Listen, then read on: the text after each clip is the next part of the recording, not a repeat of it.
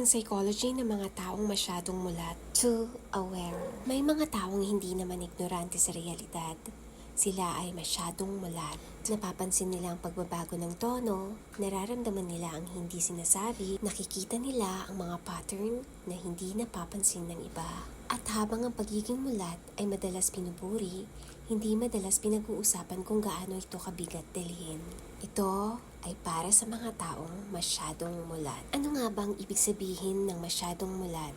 Ang pagiging masyadong mulat ay hindi pagiging negatibo. Ito ay kakayahang makita ang mas malalim na layer ng realidad. Hindi ka lang nakikinig sa salita, pinapakinggan mo ang intensyon. Hindi ka lang tumitingin sa kilos, nakikita mo ang paulit-ulit na pattern. Hindi ka lang nabubuhay sa sandali, inaaral mo kung bakit nangyayari ang lahat. Ang utak mo ay bihirang matahimik dahil palagi itong nag-uugnay ng mga bagay. Ang ganitong kamalayan ay talino pero kapag walang pahinga, nagiging pabigat. Paano nabuo ang ganitong kamalayan? Kadalasan, ang mga taong masyadong mulat ay natututong maging ganoon ng maaga. Natututo silang magmasid bago sila makaramdam ng ligtas. Natututo silang basahin ng mood ng iba para maiwasan ng gulo. Natututo silang magbantay dahil kailangan nilang mabuhay. Kaya ang pagiging mulat ay naging proteksyon. Tinuruan ng buhay ang isip mo na kapag napansin ko ang lahat, magiging ligtas ako. At totoo yun noon, pero hindi na ito tumigil. Ang presyo ng pagkakita ng sobra. May dalang linaw ang kamalayan, pero may dala rin itong bigat. Napapansin mo ang pagkukunwari, nakikita mo ang paulit-ulit na sakit, nauunawaan mo kung bakit nasasaktan ng mga tao. At kapag nakita mo na ang mga ito, hindi mo na sila kayang hindi makita. Kaya minsan, parang mas payapa ang mga walang pakialam.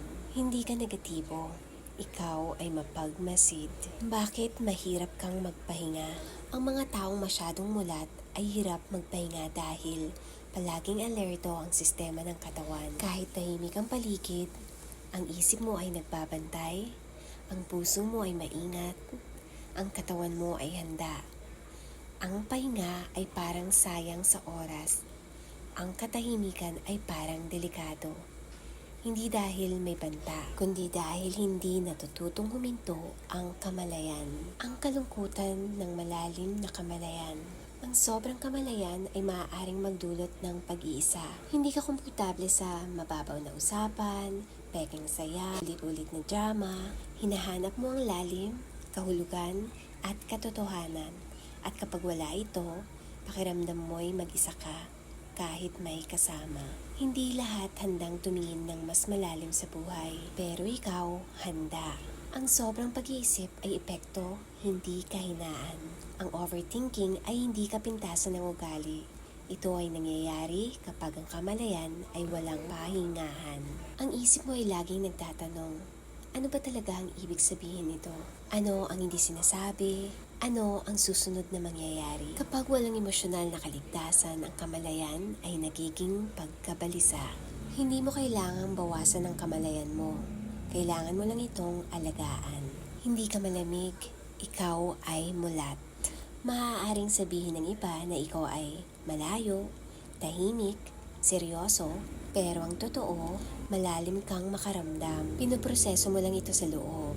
Hindi ka basta nagre-react dahil naunawaan mo ang magiging resulta. Hindi ka basta nagbubukas dahil nakikita mo ang pattern ng tao. Hindi ito kawalan ng emosyon, ito ay diskresyon. Kapag ang kamalayan ay naging pasanin, nagiging masakit ang kamalayan kapag pakiramdam mo ay responsibilidad mong ayusin ang lahat.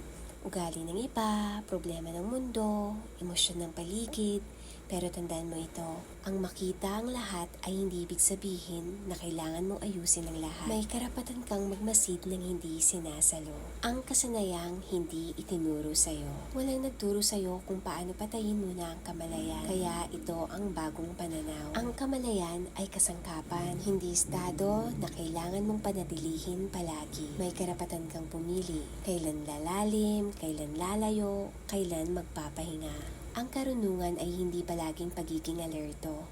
Ito ay ang pag-alam kung kailan ka dapat huminto. Kapayapaan ng hindi sinasakripisyo ang talino.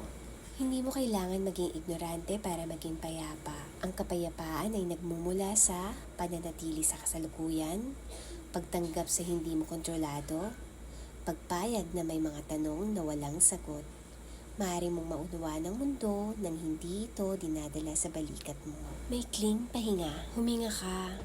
Tingnan ang isang bagay sa paligid. Makinig sa isang tunog. Damhin ang katawan mo. Hindi kailangang nasa isip palagi ang kamalayan. Maaari rin itong manirahan sa kasalukuyang sandali. Ang kamalayan mo ay hindi sumpa. Ito ay lalim. Ito ay talino. Ito ay karanasang hinubog ng buhay. Pero hindi ka nilikhang dalhin ito palagi at mag-isa. May karapatan kang magpahinga nang hindi nawawala ang sarili mo. Hindi mo kailangan patayin ang isip mo para makaramdam ng kapayapaan. Kailangan mo lang bigyan ng pahingahan ang kamalayan mo. Maging banayad ka sa sarili mo. Mas marami kang nakikita dahil mas marami kang naranasan. At ang kamalayan na may habag ay nagiging linaw, hindi sakit. Bakit parang hindi ka nababalik sa dati? May pakiramdam ka minsan na parang may nawala sa'yo. Hindi naman talaga nawala, nagbago ka lang. Ang pagiging mulat ay nag-aalis ng ilusyon. At kapag nawala ng ilusyon, hindi ka na babalik sa dati. Hindi ka na basta masisihan sa mga bagay na dati ay sapat na. Hindi dahil mapili ka, kundi dahil mas malinaw ka na ngayon. At ang linaw, minsan, masakit. Ang kapaguran ng palaging pag-unawa, isa sa pinakamabigat na dalahin ng taong mulat ay ang palaging pag-intindi.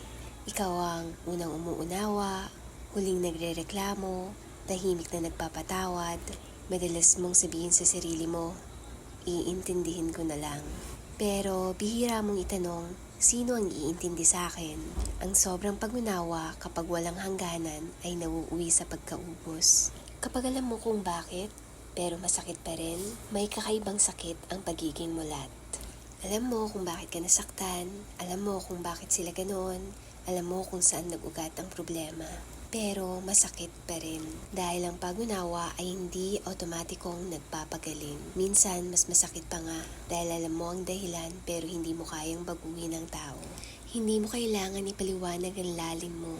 May mga taong hindi ka maiintindihan. Hindi dahil mali ka kundi dahil hindi pa sila handang makita ang nakikita mo. At hindi mo trabaho na palitin ang sarili mo para maging komportable sila. Hindi lahat ay dapat isama sa lalim ng isip mo. Ang piling katahimikan ay uri ng pagprotekta sa sarili. Ang takot ay kapayapaan.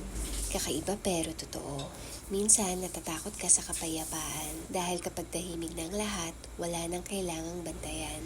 At kapag wala nang binabantayan, lalabas ang lahat ng matagal mong itinago. Kaya minsan, mas pinipili ng isip ang pag-iisip kaysa pagdamdam. Hindi ka sira, nag-iingat ka lang.